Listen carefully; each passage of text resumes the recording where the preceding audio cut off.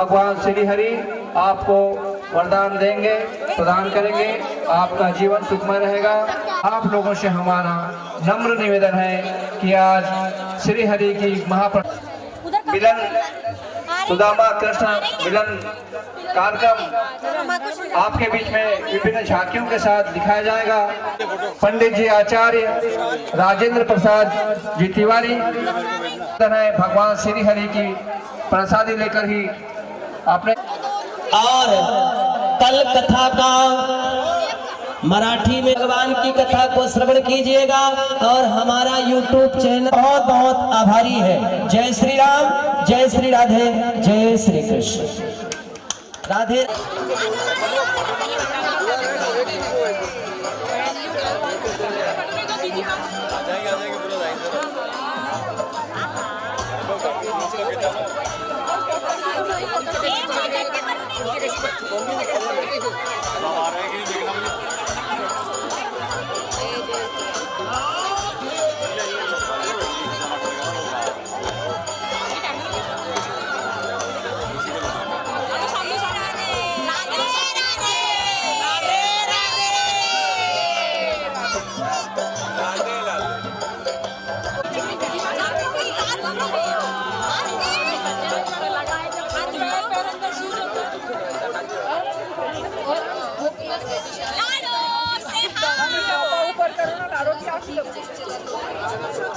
ले लो आप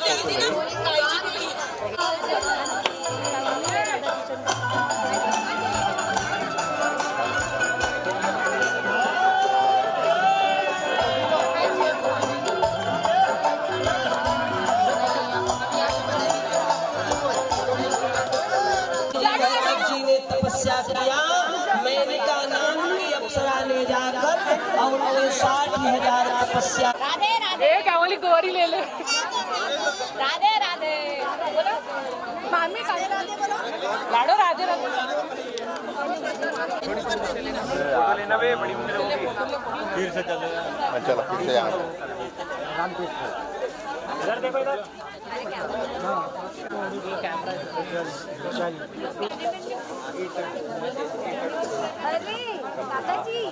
चलो गेंदू जी इधर तू आना सही में छोटी डाली होगी।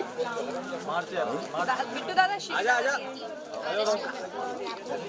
ऐसा मतलब ना भैया मेरे साथ भी वही मत दबा देना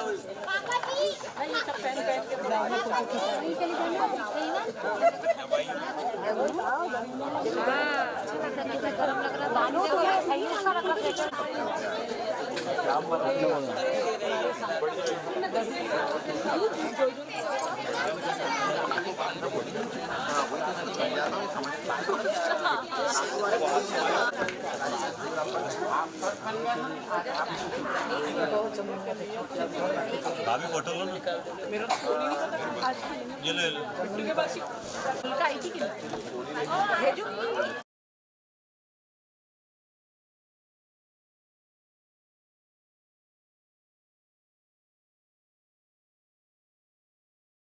अन्यबालेभिरेरथ्यो नरसिंहिन्ना जज्जाग्रतो दूरमुदयति दैवं तदपरान्ते श्रीवाक्य विहारी चरण कमलेभ्यो नमो नमः।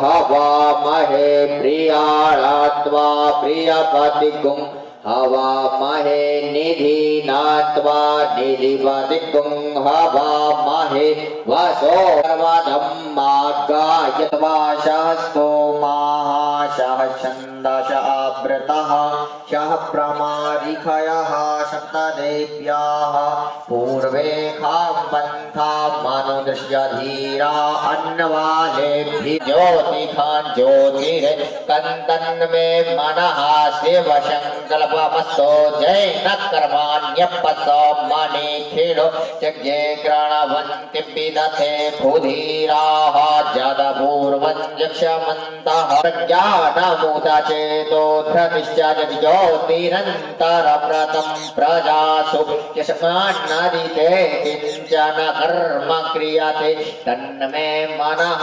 शिवसङ्कल्पमस्तु जयनेदं भूतं भुवनभाविवारः तस्मिश्चित्तकुं सर्वमूतं प्रजानान् तन्मे मनः शिवसङ्कल्पमस्तु सुखारतिरश्वा निवजन्मनुख्यान्ने नीयते भीषुभ्रवाजिन इव हृत्प्रधि ॐ मा ॐ सहस्रशीरिखा गुरुखः भूतानि त्रिपादस्य व्रतं दिवे त्रिपा नमस्ते रुद्रमन्यवउतो दैखवे नमः बाहुव्यामुतते नमः बोलिए बाके बिहारी लाल की जय तदपरान्ते श्री बापयानान्यं जलं समर्पयामि तदपरान्ते श्री शाम्भूषदा शिवाय नमो नमः हरे ओम मां तदपरान्ते अबीर गुलाल परमेश्वर श्री भाग्य विहारी जल कमलेभ्यो नमो नमः श्री शाम्भूषदा शिवाय नमो नमः तद चंदन अष्टगंधो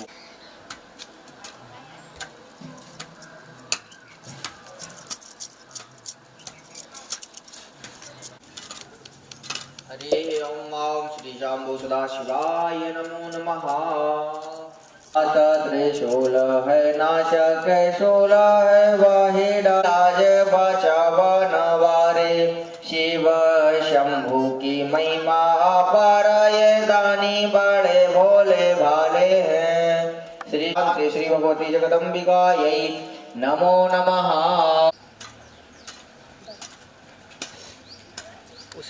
कमलेभ्यो नमो नमः गन्धो दक्षिणानियं हरे ओम मां मलयाजमां त्र्यम्बकं यजामहे सुगन्धिं वातिभ्यं समर्पयामि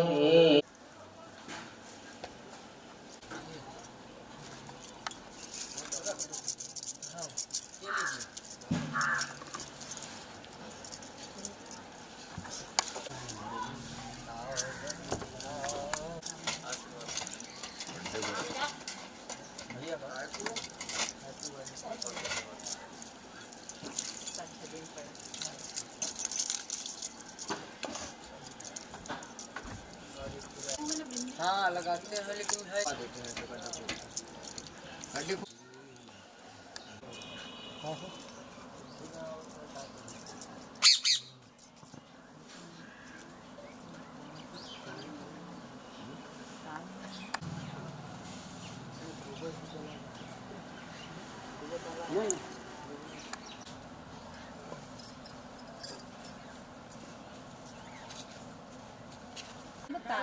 तो चले जाएगी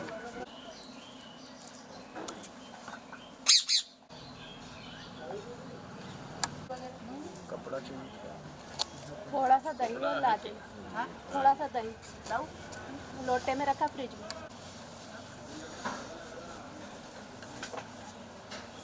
हाँ हमने बोले थे ना में सज रहे श्री वृंदावन भी। अब ये साइड देखो यहाँ से थोड़ा और ऊपर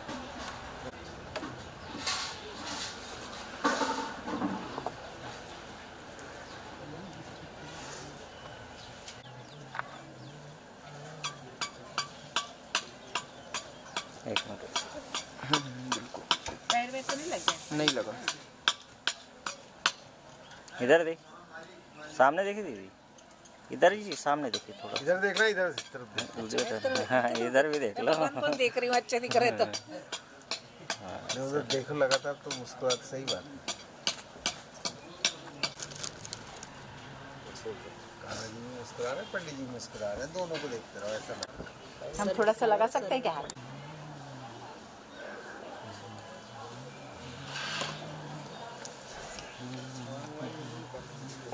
आ गई हो गया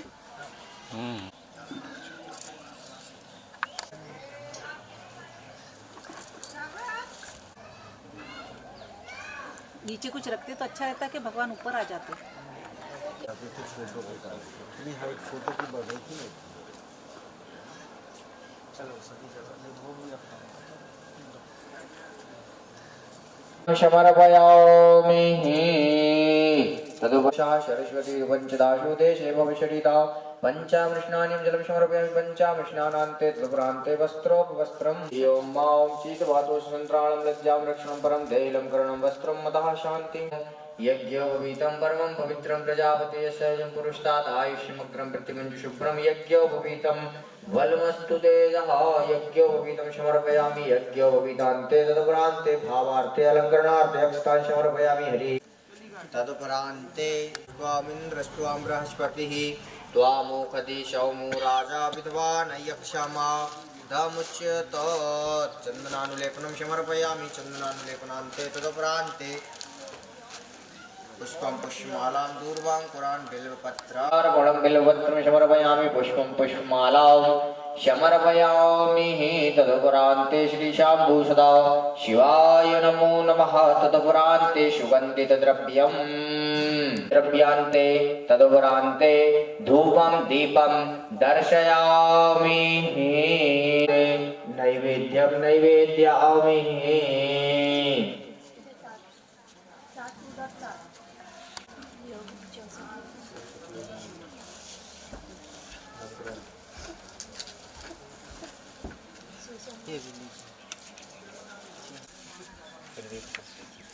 अध्ययन सब चीज़ का है मतलब भागवत भी कर लेते हैं पर नॉर्मली अभी कहीं करने बस नहीं जाएंगे हरि ओम मां भूमि ब्रह्मादित्यं नागवल्ली विलर्धकमैलादिजोणसंयुक्तं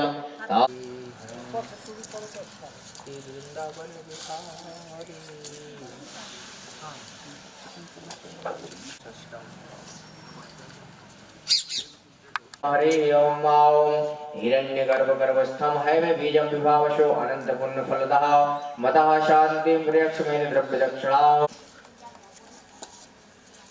गणेश्वराय वरदाय सुरप्रियाय लंबोदराय सकलाय जगद्धिताय गणनाथ नमो नमस्ते यज्ञ की रक्षा करे सदा जो वह काशी कामेना पूर्ण करे माता वैष्णव के धाम की शोभा बढ़ाते भैरव सुनो विनती हो के आतुर भक्त तुम्हारे बोलाते देवी देवताभ्यो नमो प्रार्थना पूर्वक नमस्कारान् समर्पयामि बोलिए वाक्य बिहारी लाल की जय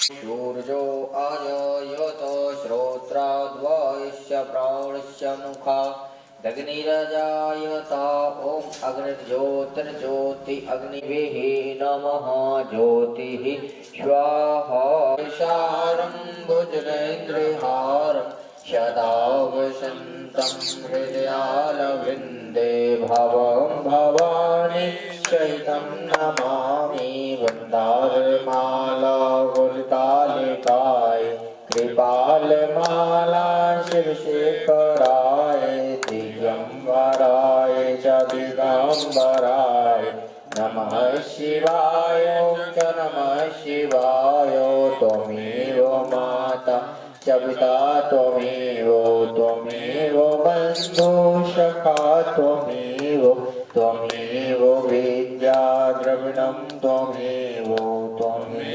सर्वं मम देव त्वमेव सर्वं मम देव गुरुर्ब्रह्मा गुरुर्विष्णु गुरुर्देवो महेश्वराय गुरुर्साक्षात् परब्रह्म तस्मै श्री गुरुवे मंत्र पुष्पांजलि हाथ में चावल फूल ले लें पुष्पांजलि ओम श्री भगवती जगदम्बिकाय नमो नमः श्री सदाशिवाय नमो नमः श्री वाक्य विहारी चरण कमलेभ्यो नमो नमः सुमंत्र पुष्पांजलिं समर्पयामि हरे ओम मां मंत्रहीनं क्रियाहीनं भक्तहीनं सुरेश्वर यदपूजितं मया देवो क्षम्यतां परमेश्वर अपराधशास्त्राणि निहङ्की निक्लेश्वर देव पूजम क्षमायाचम क्षम्यतां परमेश्वरो श्री वाक्य विहारी कमलेभ्यो नमो नमः क्षमा प्रार्थना पूर्वक नमस्कारान् समर्पयामि। मोर मुकुट वंशी वाले की राधा रानी सरकार की आवाहित सभी देवी देवताओं की वर्णाध्यावाहित देवी देवताओं की सर्व जगत गुरु शंकराचार्य भगवान की मात नर्मदे। गुरुदेव भगवान की महाराज जी का आगमन हो चुका है। मधुवाणी के आवाज़ों का आनंद ले। धन्यवाद। राधे राधे।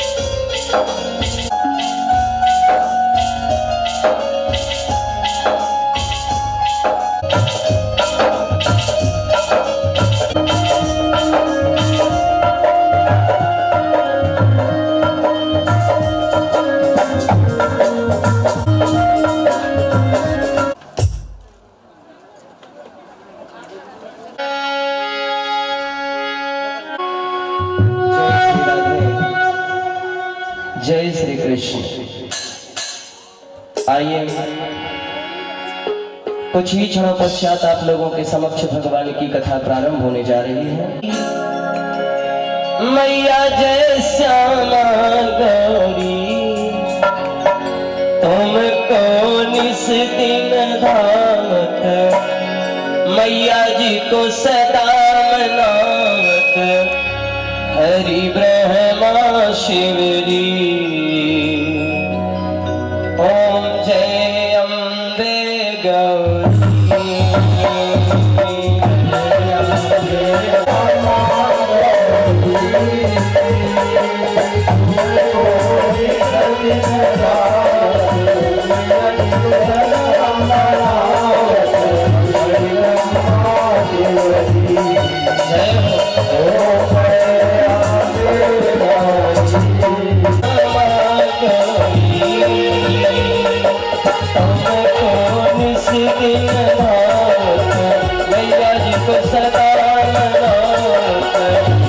ब्रह्मा शिवरी। ओम जय अम्बे गौरी।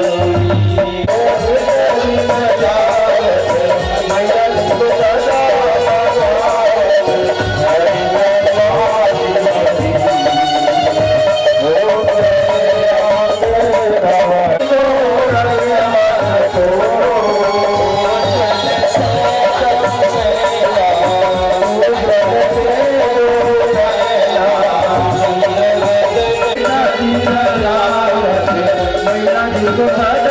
सदा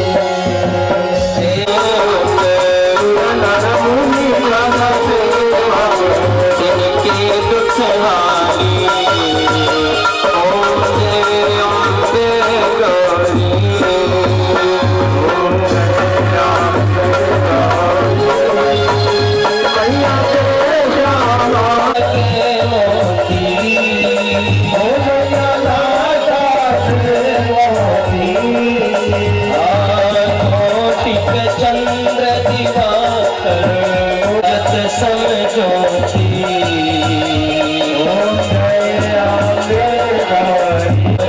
महिषासुर घाती विलोचन नैना इस दिन मधुमाती ओम जय अम्बे गौरी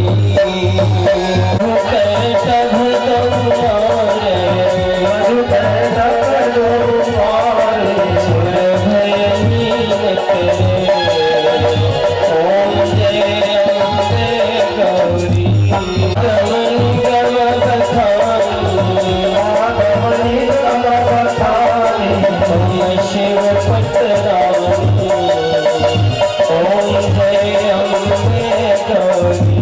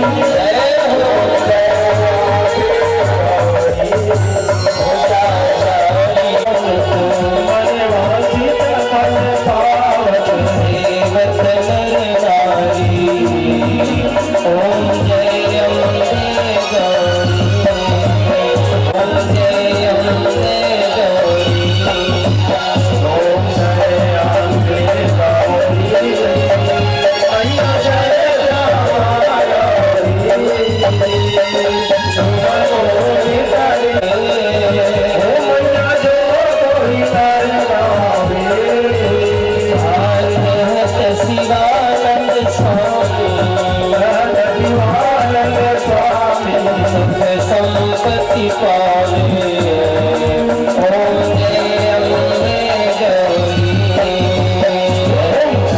अम्बे गौरी मैया जय श्यामा गौरी मैया जय श्यामा गौरी तुमको विसर न जाओ मैया जी को सदा मनाओ हरि गंगा शिवरी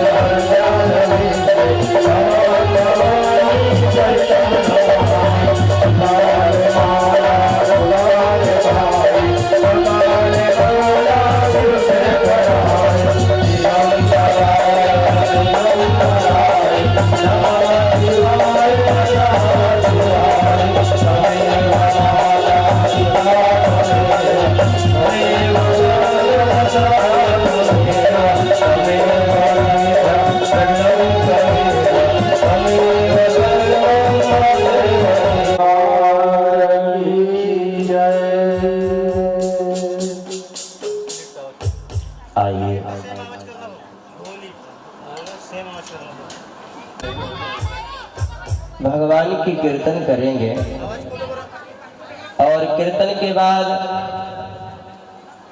आप सभी लोग भगवान की कथा को प्रेम पूर्वक सुनेंगे और अपने जीवन को धन्य करेंगे।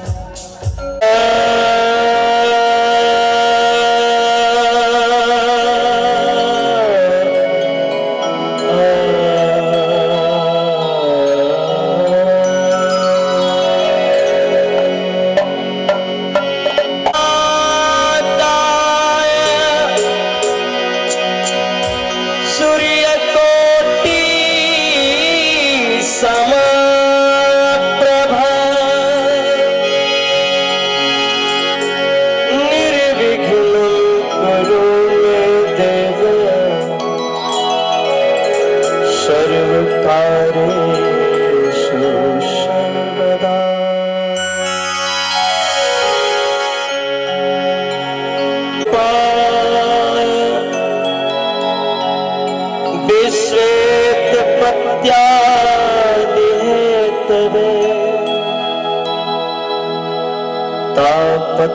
विनाशाय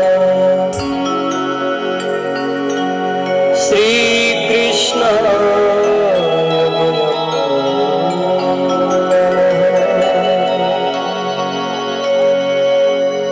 नमः। गुरुर्विष्णु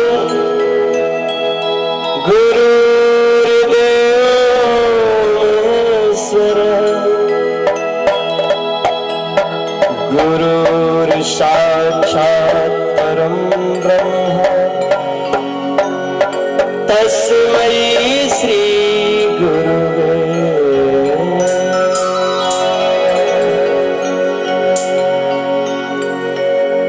तस्मै श्री गुरुवे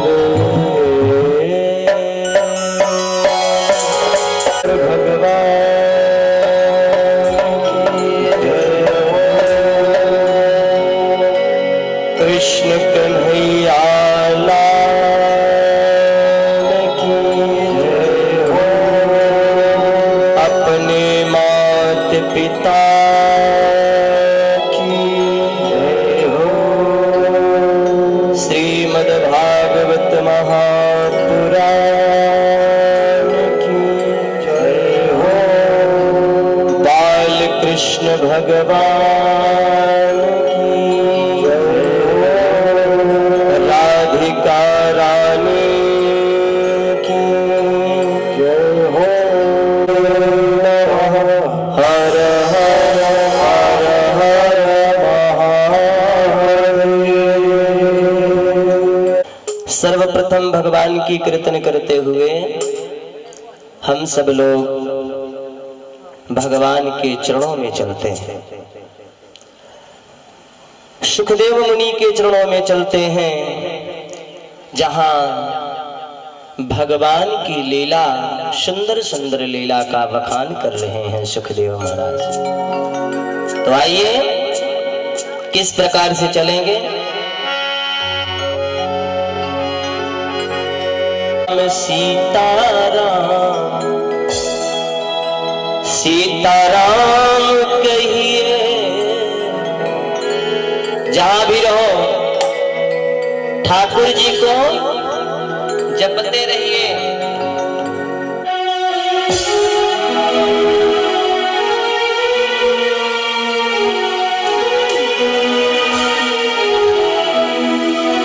जिस स्थिति में पाकर ज्यादा आनंदित भी नहीं होना चाहिए कि सीताराम सीताराम सीताराम कहिए, जाहि विधि राखे राम ताहि विधि रहिए। सीताराम सीताराम सीताराम कहिए, जाहि विधि राखे राम ताहि विधि रहिए। जिस स्थिति में राम जी रखे उसी स्थिति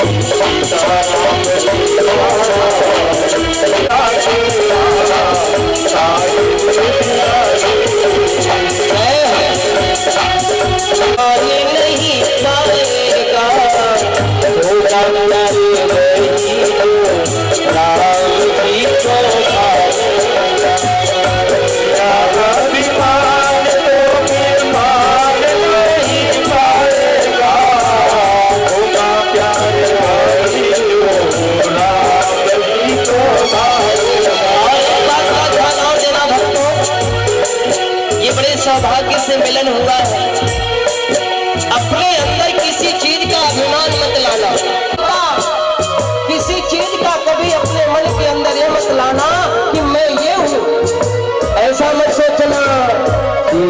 अभिमान तो फिर मान नहीं पाएगा, होगा प्यार भले सच्चा काम करते रहिए, भले सच्चा काम करते रहिए, जाऊंगी धीरे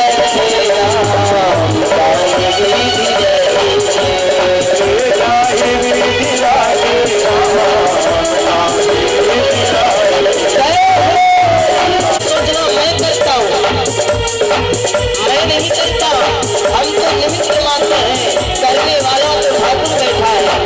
इसलिए अपनी जिंदगी का डोर जो है रघुनाथ जी के चरणों में समर्पित कर देना, अपने मन को उनके चरणों में समर्पित कर देना।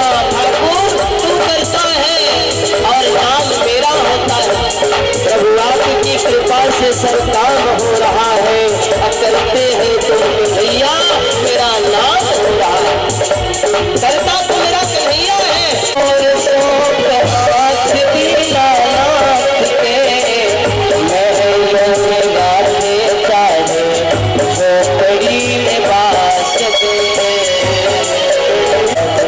राम राम कहिए धन्यवाद मेरा, राम राम कहिए जान विधि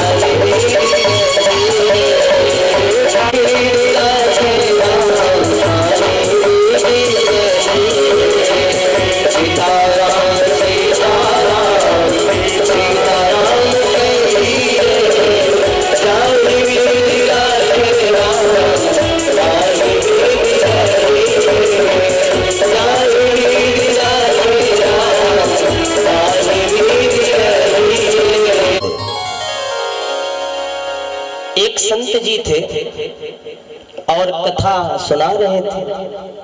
कथा सुनाते सुनाते उन्होंने कह दिया संसार में कोई किसी का नहीं है। तो एक बालक खड़ा हो गया, गुरुजी कैसी बात करते हैं, संसार में कोई किसी का नहीं है। हमारी माँ इतना हमसे प्रेम करती है, हमारे पिताजी इतना हमसे प्रेम करते हैं, है ना, मेरी पत्नी इतना प्रेम करती है, और आप कह रहे हैं संसार में कोई किसी का नहीं है।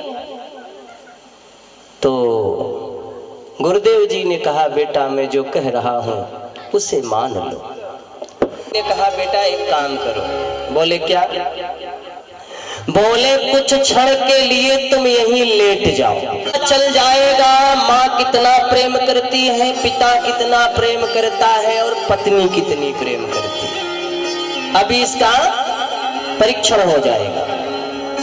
ठीक है, बेटा लेट गया, और जब लेट गया न मेरी माँ, तो गुरुदेव जी ने अपने शिष्य को कहा कि बेटा सफेद वस्त्र इसके ऊपर उड़ा दो, जिसे बोलते हैं कफन। तो उसने कहा गुरुदेव ये क्या करा रहे हो? गुरुजी ने कहा जो मैं करा रहा हूं उसे करने दो, और बीच में बोलना मत। जब मैं कहूंगा कि बेटा क्योंकि तुम्हें उत्तर चाहिए ना, तो मैं तुम्हें उत्तर देता हूं। बेचारा लेट गया, सफेद सा वस्त्र भी ओढ़ाया गया मैया, और जब सफेद वस्त्र ओढ़ाया गया उसके ऊपर, तो गुरुदेव जी ने कहा जाओ इसके परिवार वालों को बोलो कि आपका बेटा, आपका पति इस संसार से विदा हो चुका है। तो गुरुदेव जी का शिष्य जाकर के उनके घर में भाई बोल दिया। अब वहां से माता पिता पत्नी सब रोते हुए गिड़गिड़ाते हुए आए। कोई पेट पकड़ के रोता है, कोई पैर पकड़ के रोता है, कोई हाथ पकड़ के रोता है। मैया गुरुजी देख रहे हैं, सब रो रहे हैं। बोलो राधे राधे। आपके पुत्र को जीवित कर दूंगा। पिताजी बड़े खुशी, अरे वाह महाराज जी जीवित कर देंगे, इकलौता ही पुत्र था। तो उन्होंने कहा महाराज बेटा जिंदा हो जाएगा ना? बोले हाँ जिंदा तो होगा, लेकिन शर्त हमारी है। जिंदा तो कर देंगे, ये हमारे ऊपर है, लेकिन हमारी शर्त है। अगर शर्त मंजूर हो तो बताओ। उसने कहा हाँ महाराज शर्त मंजूर है, बताइए। तो महाराज जी ने एक पुड़िया बनाई थी कागज की, और महाराज जी ने कहा इस पुड़िया में जहर है। क्या है? जहर। इस जहर को तुम खा लोगे तो जहर खाते तुम्हारी मृत्यु हो जाएगी, लेकिन तुम्हारा बेटा जीवित हो जाएगा। अब विचार करो, जहर खाना है? अब बताओ कौन मरना चाहता है?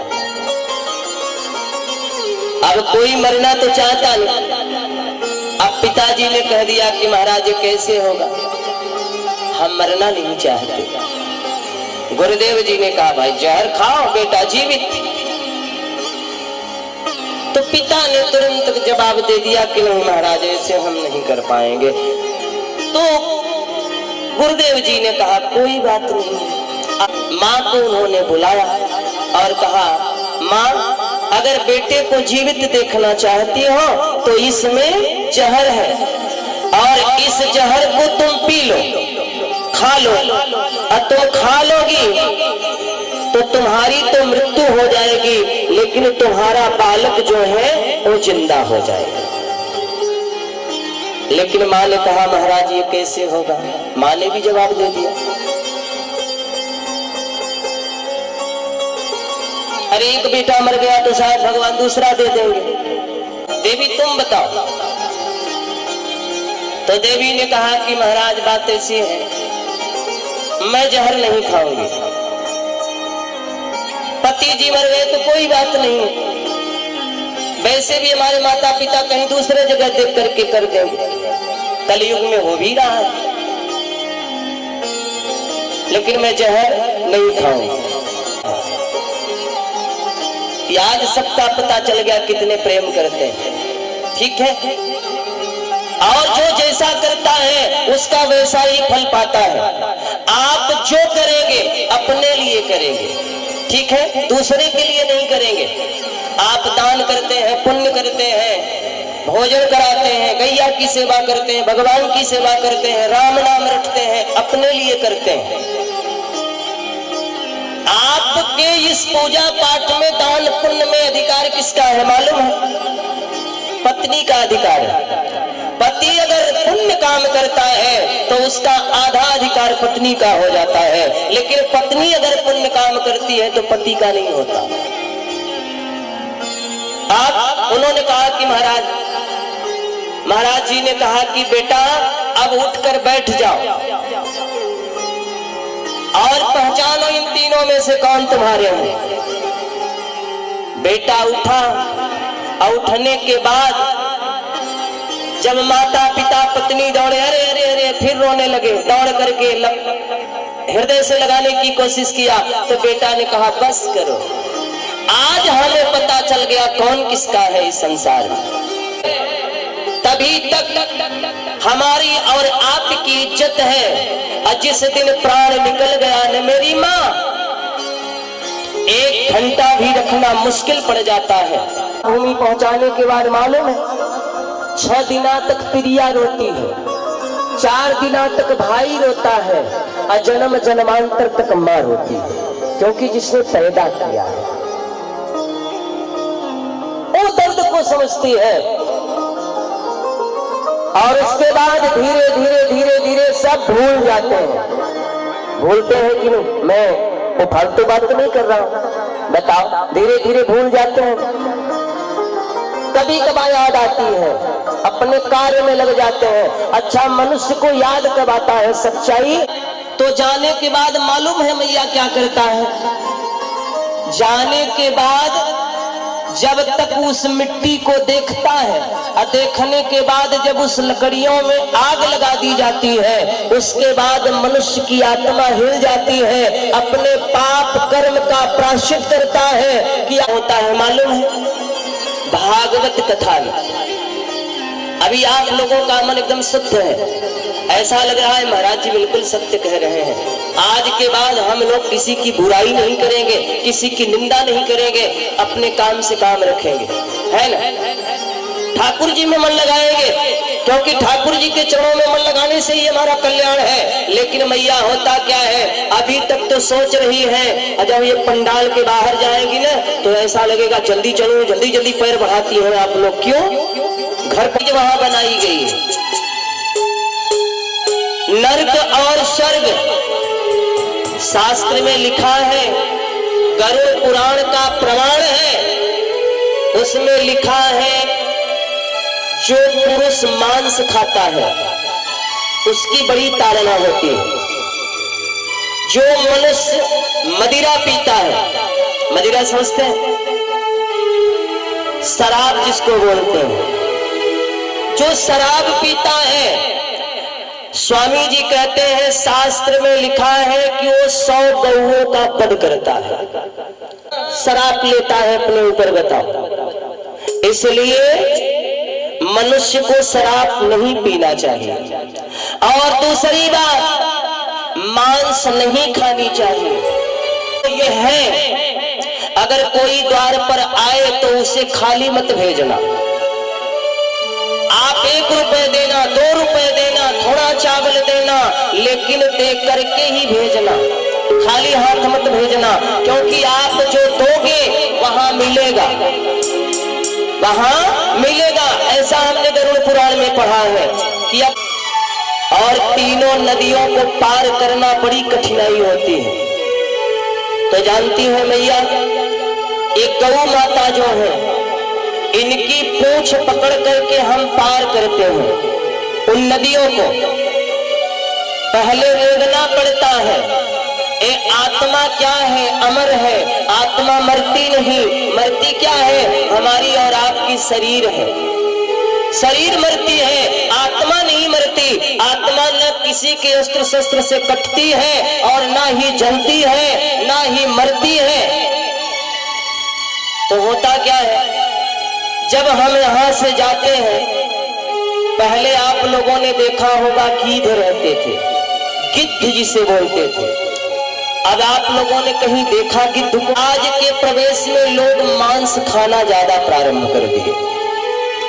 मनुष्य के लिए मांस नहीं है, मनुष्य के लिए तो सिर्फ शाकाहारी भोजन है। दाल चावल भगवान ने क्या क्या नहीं बनाया मनुष्य को, लेकिन आजकल लोग मांस ज्यादा खाते हैं। तो गीध जो थे, तो उनको श्राप मिला था कि जाओ तुम मांस खाओगे। अगर लोग जब मनुष्य मांस खाना प्रारंभ करेगा तो तुम अपने आप ही गायब हो जाओगे। तो ये गीध कहीं गए नहीं है, ये वहीं बैठे हैं, और इसलिए बैठे हैं कि आओ भाई, किसी का भोजन छीनोगे तो कैसा लगेगा मैया? जो भी ये कर्म मांस खाते हैं, मदिरा पीते हैं, इत्यादि काम करते हैं, बुरा सा बुरा कर्म करते हैं, पत्नी को दंड देते हैं। पत्नी को कभी दंड नहीं देना चाहिए, पत्नी को कभी नहीं सताना चाहिए।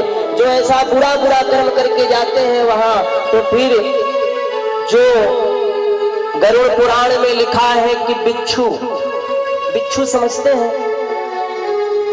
जिसे, और वो विषैले सर्प आपके शरीर को डस देते हैं। जब आपके शरीर को डसते हैं तो आपकी पूरी शरीर काली हो जाती है, और जब विष अंदर आ जाता है तो कैसा लगता होगा बताओ। सर्प का काटा हुआ व्यक्ति बहुत भाग्यशाली होगा, वही बचा होगा, नहीं तो मर जाता है ना। मंत्र और माला गुरुदेव क्यों देते हैं? इसका कारण यह है कि जो मंत्र मिला है उसी का जाप करते रहो। अंत में प्राण जब निकले तो शायद उसी भगवान का ध्यान आ जाए, और जब भगवान का ध्यान आ जाएगा तो आपका भी जीवन धन्य हो जाएगा।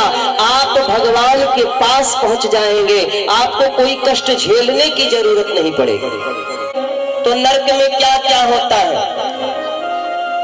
शरीर को, ऐसी ही शरीर वहां पे भी बनकर जाती है, तो वहां गरुड़ पुराण में लिखा है उसे काटते हैं, अब वहां चिल्लाते रहो, चिल्लाती है आत्मा, त्राई त्राई करती है, लेकिन मर तो सकती नहीं, दर्द को जानती है, दर्द कैसा होता है। काटते हैं, और काटने के बाद फिर कढ़ाई रहती है, कढ़ाई जिससे बोलते हैं, और कढ़ाई में उसको डालते हैं। जिस प्रकार से हमारी माताएं पकौड़ी बनाती हैं, उस प्रकार से इसको तड़पाते हैं, और तड़पाने के बाद फिर बाहर निकालते हैं, और मुख के पास लाकर बोलते हैं मांस खाना ज्यादा तू पसंद करता था ना, ये खा मांस। उसके बाद तो आत्मा तड़पती रहती है, तड़पती रहती है, त्राई त्राई करती रहती है। उसके बाद फिर उसको छोड़ देते हैं, तो नाय यहां से गई है, तड़प रही है अभी तक, तो भागवत सुनकर वो आत्माओं को मोक्ष हो जाता है, फिर मनुष्य का तन मिलता है। पुनर्पि जननम पुनर्पि मरणम पुनर्पि जननी जठरे शयनम, फिर जन्म मानव का मिलता है। और ऐसे नहीं मिलता, 84 लाख योनि है, 84 लाख जीव है, उन जीवों के अंदर भेज दिया जाता है। चींटी के योनि में डाल देते हैं, कुत्ते के योनि में डाल देते हैं, सर्प की योनि में डाल देते हैं, जाओ घूमते रहो। भोगना पड़ता है, भोगने के बाद तब मनुष्य का तन मिलता है, क्योंकि बड़े भाग्य मानुष तन पावा, असुर दुर्लभ मुनि ग्रंथन गावा। जब यहाँ से धर्मराज जी के पास जाता है, अपने जीवन में अच्छा ही अच्छा कर्म किया है, तो फिर वहां पर 2 अप्सराएं आती हैं और लेकर अंदर जाती हैं। जब अंदर लेकर जाती हैं तो वहां सुंदर सुंदर महल, सुंदर सुंदर खुशबू, सुंदर सुंदर पुष्प, सुगंधित जगह दिखता रहता है, स्वर्ग उसी को बोलते हैं। मदिरा को भी बंद कर देना, मदिरा मत पीना। ये मैं बनावटीपन नहीं बता रहा हूँ, ये गरुड़ पुराण की स्पष्ट कथा बता रहा हूँ। और जो हमारे यहाँ बुद्धिजीवी हमारे बुजुर्ग काका लोग बैठे हैं, वो भी जानते हैं कि ये सत्य है, ये शास्त्र की बात है। मैं अपने से नहीं बताता, मेरी माँ मोर था। अच्छा, मोर का पंख मेरे भगवान के सर पर क्यों रहता है, इसका मालूम है आप लोगों को? रहस्य नहीं मालूम, आज हम बताते हैं। एक बार मोर जाकर भगवान कृष्ण के द्वार पर कहता है कि मेरा कोई न सहारा बिन तेरे,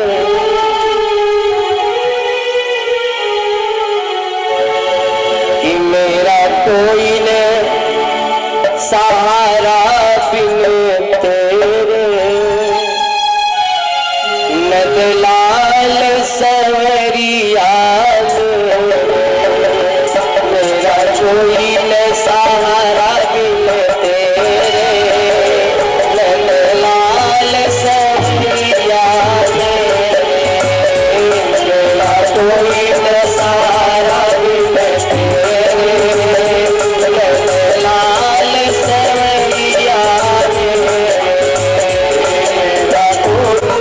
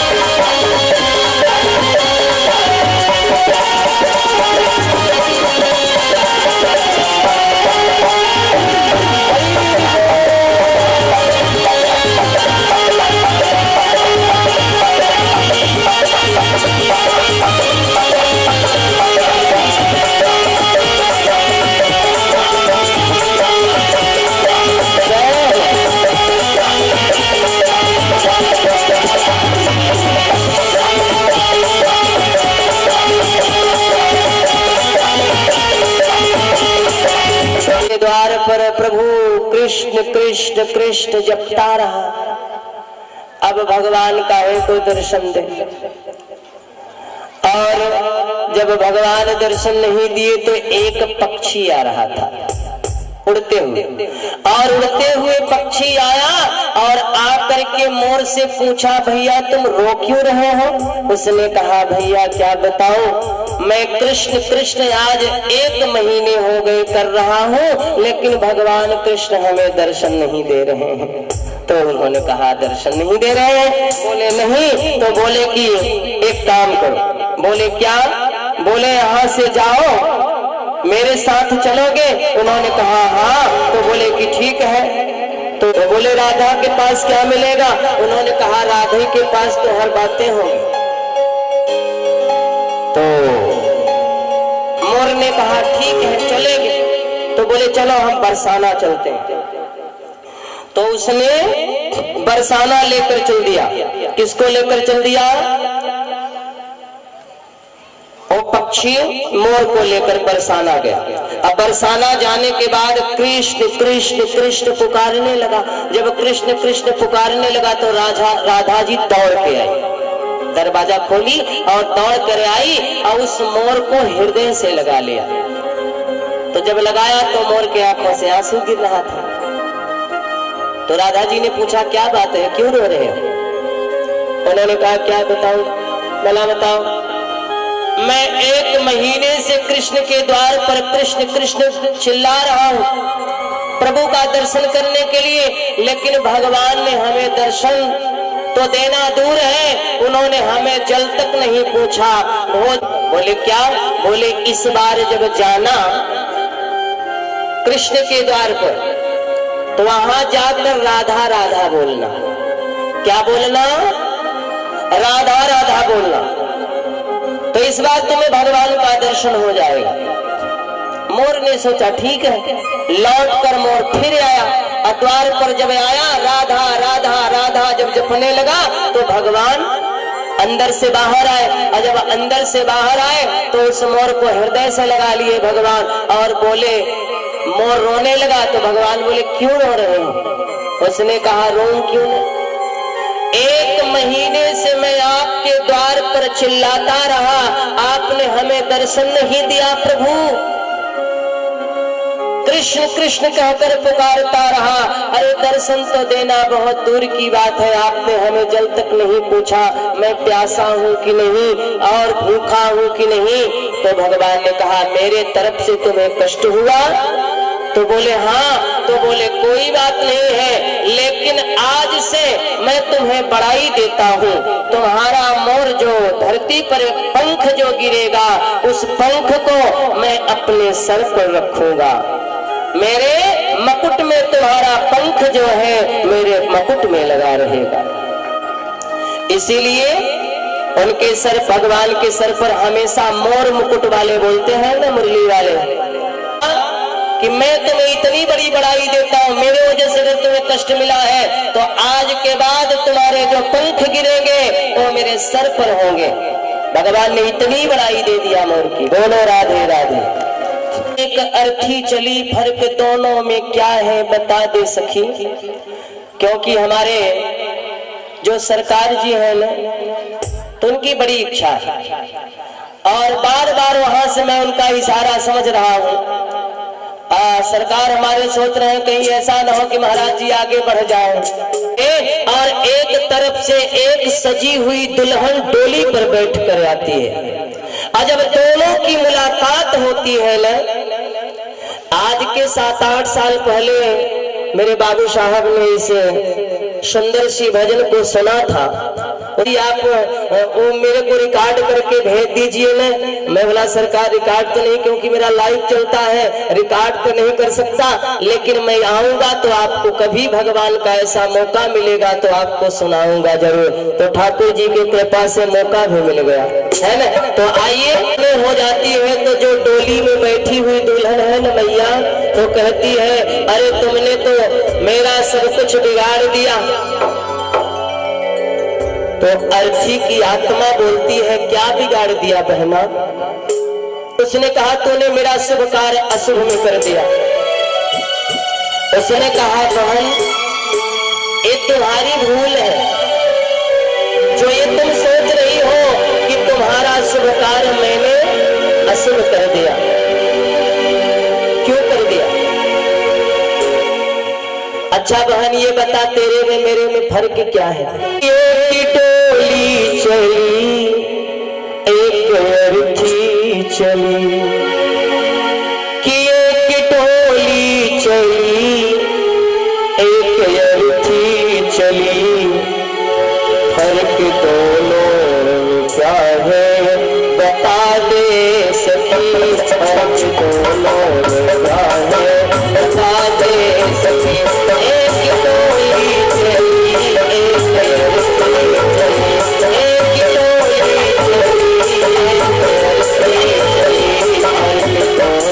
एक टोली चली एक अर्थी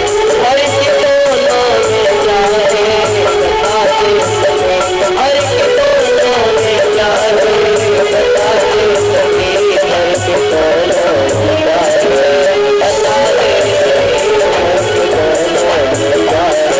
बता दे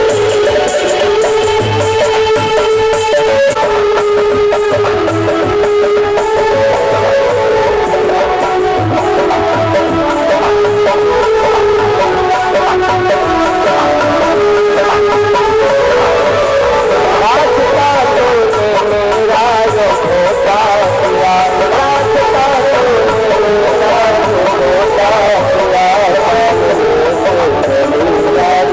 फर्क दोनों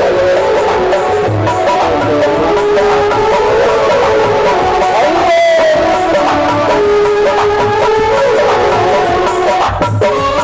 क्या है।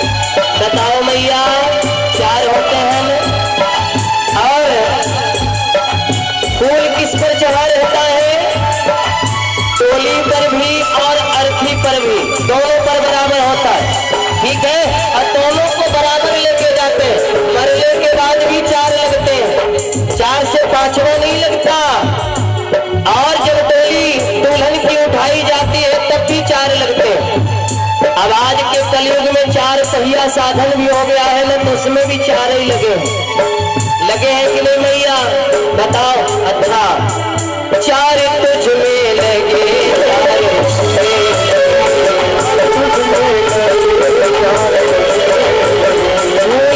पर चढ़े,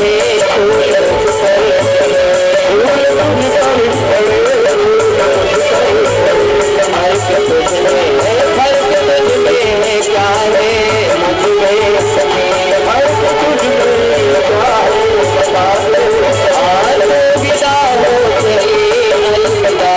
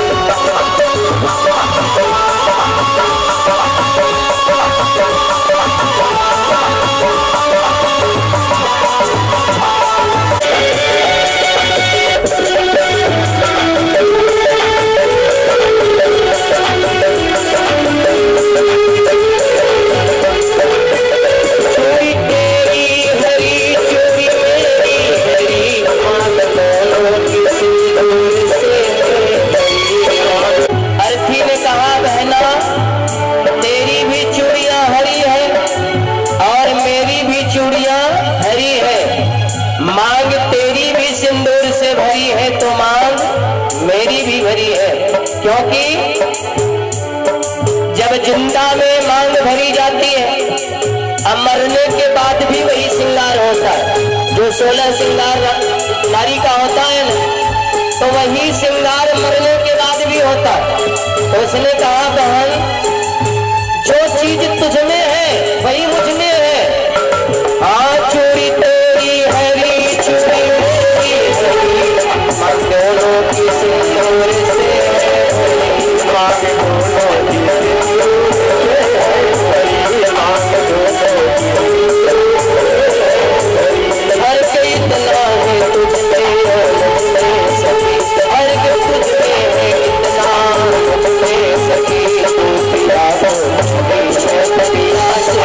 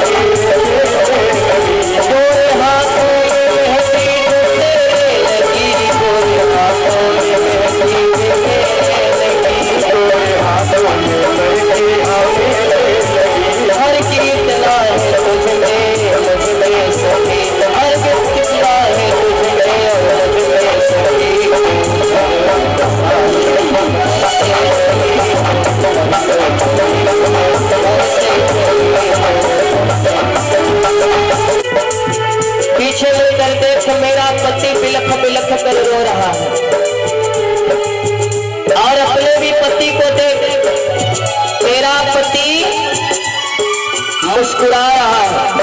क्यों? क्योंकि तू अपने पति के जीवन में खुशी देने जा रही है। अब मैं अपने पति की खुशियां लेकर जा रही हूं, बस यही फर्क है। और मेहंदी भी तेरे भी हाथ में लगी है और मुझ में भी लगी है। लकड़ी तुझ में लगी, लकड़ी मुझ में लगी, लकड़ी की सजी, लकड़ी की सजी, लकड़ी तुझ में लगी, लकड़ी मुझ में लगी, लकड़ी की सजी, लकड़ी की सजी, लकड़ी तुम्हारे तुझ में और मुझ में सही।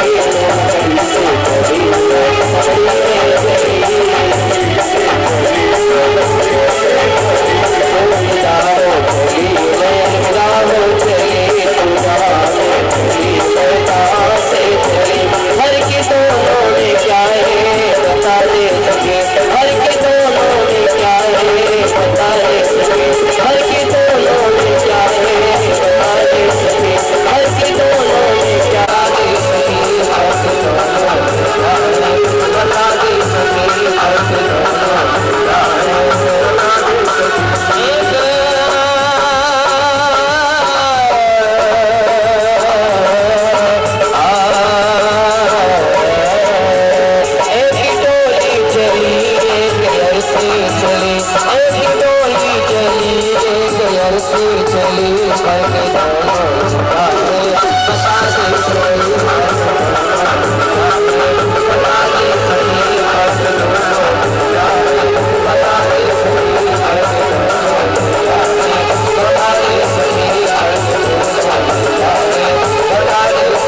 हर की फरमाइश मेरे बाबू साहब की और है, पूरा तो करना है। ये विदाई का है कि एक पिता अपनी बेटी को क्या समझाता है। ठीक है, तो आइए विदाई के समय एक पिता अपनी पुत्री को क्या समझाता है। और पिता की शान, पुत्री चाहे तो अपने पिता का सर ऊंचा कर दे बेटी, अब बेटी यदि चाहे तो अपने पिता का सर नीचा कर दे। सब चीज बेटियों पर होता है। बेटा से नहीं बिगड़ता, लेकिन बेटी से बिगड़ जाता है।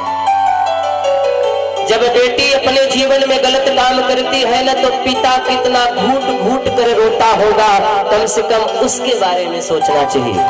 हमारी बहनों को जब कभी भी अगर कोई कदम उठाए तो पहले विचार करना चाहिए, बिना विचारे जो करे सो पाछे पछताए, काम बिगाड़ो आपने जग में होत हंसाए। पिता की शान होती है, बेटियां पिता की जान होती हैं। इसलिए बेटियों को हमेशा ये चाहिए कि मेरे पिता का सर कभी झुके ना। जब बेटी की विदाई होती है ना, तो पिता रोने लगता है। जिंदगी में कभी ना रोया हो, कभी आंखों से आंसू ना गिरी हो, लेकिन जब अपने बेटी को डोली बिठाता है ना, तो माता पिता की क्या दशा होती है, उसकी अंतरात्मा तो सिर्फ ऊपर वाला जानता है, बाकी और क्या जानेंगे। अगर पिता घर देख लेता था, देखने के बाद आ जाता था, बेटी से भी नहीं पूछते थे कि बेटी मैंने तुम्हारे लिए घर देख लिया है, और शादी मान लेते थे। अब बेटी को जहां भेज देते थे, बेटियां चली जाती थी। आज भी वैसा होना चाहिए। ऐसा करने से पिता की आत्मा जो है, दिल जो है, वो ठोस होता है। हाँ, तो आइए, एक पिता रोते हुए अपनी बेटी को जब डोली पर बिठाता है तो समझाता क्या है। आज लाडली रखना आज संभाल, क्योंकि यहाँ एक कुल की बात नहीं है, दोनों कुल की बात है। एक तो बेटी यहाँ के कुल की लाज रखती है, अब जहाँ जा रही है वहां के कुल की लाज रखेगी, है ना मेरी माँ। तो पिता रोते हुए क्या कहता है, बेटी कि दोनों कुल की लाज लाडली रखना राज संभाल, बाबुल का घर जन्मभूमि है, कर्मभूमि ससुराल। पिता कहता है ये जन्मभूमि आपकी है, मैंने जन्म दिया है, और कर्मभूमि कहाँ है, जहां तो जा रही हो। इसलिए पूरे परिवार को ढंग से मिला के रखना ये हमारी बहनों का कर्तव्य है। अगर पिता ने शादी कर दिया दूसरे जगह जाने के लिए और बेटी जाए ना, तो क्या क्या करना चाहिए। सासू को किस रूप में देखना चाहिए, देवरानी को किस रूप में देखना चाहिए, और ननद को बुझाकर बताता है। मेरी सभी माताओं की आंखों में आंसू आ गया, वाह धन्य। तो दोनों कुल की लाज लाडली रखना आज संभाल, बाबुल का घर जन्मभूमि है, कर्मभूमि ससुराल, बाबुल का कर्मभूमि ससुराल।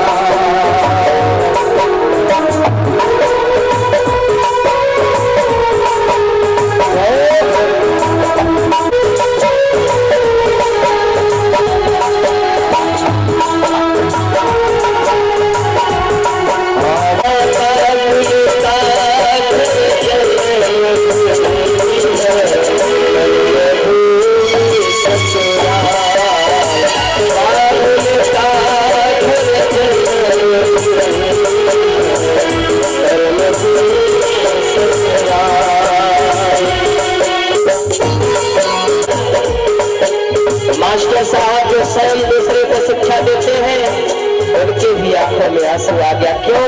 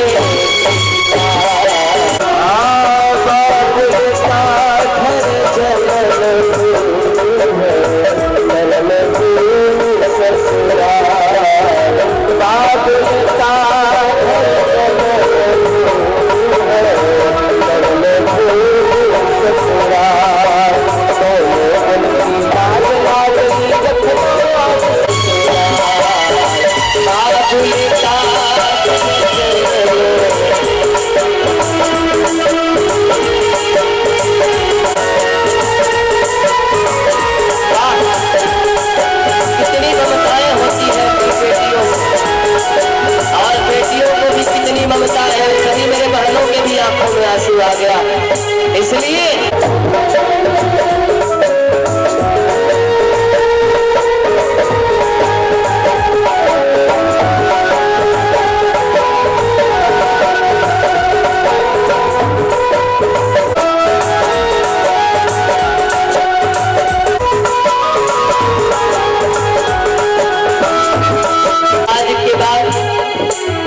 माता पिता बेटी वो सास ससुर है जिस घर में जा रही सास ससुरी माँ बाप है तेरे ननदी बहन समान।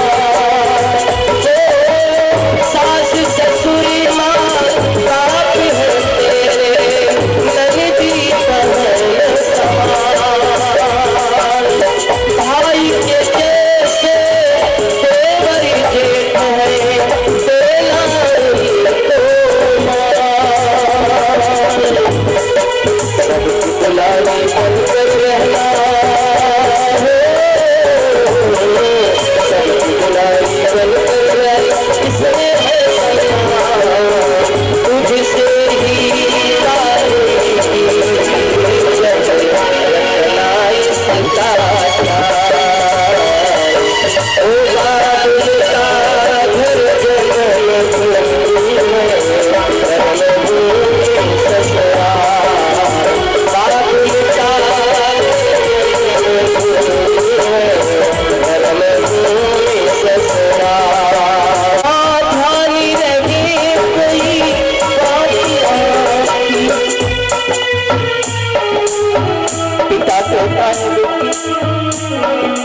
जिस घर में जा रही हूँ इस बात का ध्यान देना हो भाली रहे कोई भाली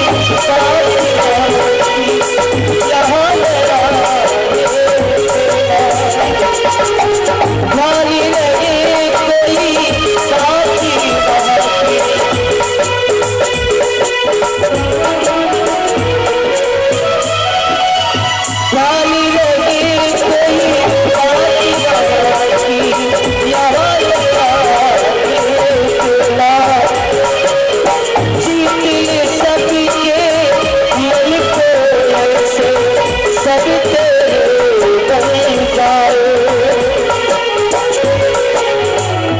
भाली जल जैसे सब